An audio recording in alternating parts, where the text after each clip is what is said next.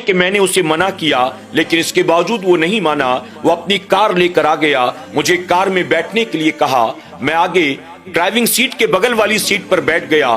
کچھ دور آگے جانے کے بعد انسانی فطرت کے تقاضے کے تحت میں نے اس سے سوال پوچھا، آپ اس میت کے کیا لگتے ہیں؟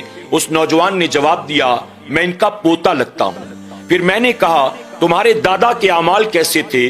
یعنی وہ کون سا گناہ کرتے تھے جس کی وجہ سے بعد مرنے کے ان کے ناک سے کان سے چینٹیاں نکلنے لگیں اور ان کے پورے جسم کو گھیر لیا اور چینٹیوں نے ان کے جسم کو کاٹنا شروع کر دیا؟ آخر تمہارے دادا کا قصور کیا تھا؟ وہ نوجوان میرے سوال پر کہتا ہے، میرے دادا اپنی والدہ پر ہاتھ اٹھایا کرتے تھے، یعنی اپنے بچوں کی موجودگی میں میرے دادا اپنی ماں کو مارا کرتے تھے۔ اللہ اکبر۔ شیخ عباس کہتے ہیں، جب میں نے یہ سنا تو میں کانپ گیا۔ ہم سعودی عرب کی سرزمین پر رہنے والے لوگ ہیں، ہم اس زمین کے رہنے والے ہیں جہاں اللہ کے پیارے محبوب صلی اللہ علیہ وسلم جلوہ افروز ہوئے، جہاں اللہ کے پیارے محبوب صلی اللہ علیہ وسلم نے اپنی پوری زندگی گزاری، جہاں اللہ کے پیارے محبوب صلی اللہ علیہ وسلم آرام فرما ہے، جہاں سے پوری دنیا میں اسلام کا پیغام پہنچا ہے۔ ہم اس زمین پر رہتے ہیں لیکن اپنی ماں کا احترام نہیں کرتے، جبکہ ہمارے پیارے آقا صلی اللہ علیہ وسلم نے ہمیں 1450 سال پہلے فرمایا،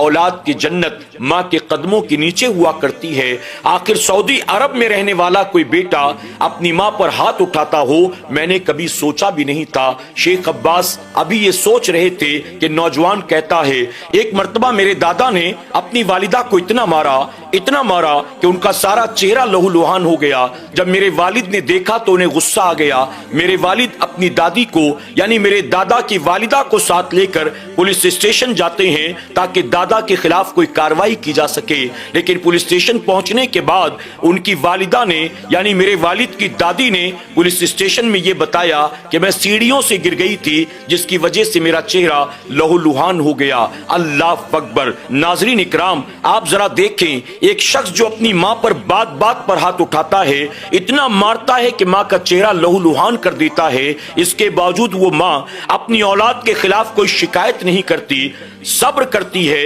اور بہانہ کرتی ہے کہ مجھے کسی نے مارا نہیں بلکہ میں سیڑھیوں سے گر گئی تھی۔ آپ ذرا سوچیں کہ جس ماں نے صبر کا مظاہرہ کیا، اللہ تعالیٰ نے اس کی اولاد کو کیسی سزا دی۔ ابھی اس کے مرنے کے بعد اس کے جسم کو چاروں طرف سے چینٹیاں نوچ رہی تھی۔ جب اسے قبر میں دفن کیا جائے گا تو اس کا انجام کیا ہوگا؟ جب اسے قیامت کے دن اٹھایا جائے گا تو اس کا انجام کیا ہوگا؟ ایسے عبرتناک واقعات سے ہمیں اور آپ کو سبق حاصل کرنا چاہیے۔ اگر ماں باپ باحیات ہیں، اللہ کا شکر ادا کریں، اپنے ماں باپ کی خدمت کریں، اپنے ماں باپ کو راضی کرنے کی کوشش کریں، اپنے ماں باپ کو کبھی اف تک نہ کہیں، اپنے ماں باپ کا کبھی مذاق نہ اڑائیں، اپنے ماں باپ کو کبھی حقارت کی نظر سے نہ دیکھیں، اور اگر ماں باپ دنیا سے رخصت ہو چکے ہیں تو اپنے ماں باپ کے لیے صدقہ جاریہ بنیں، اپنے ماں باپ کی قبر پر پہنچ کر فاتحہ پڑھیں، اپنے ماں باپ کے لیے ایصال ثواب کرتے رہیں۔ یقیناً دنیا کی تمام نعمتوں میں والدین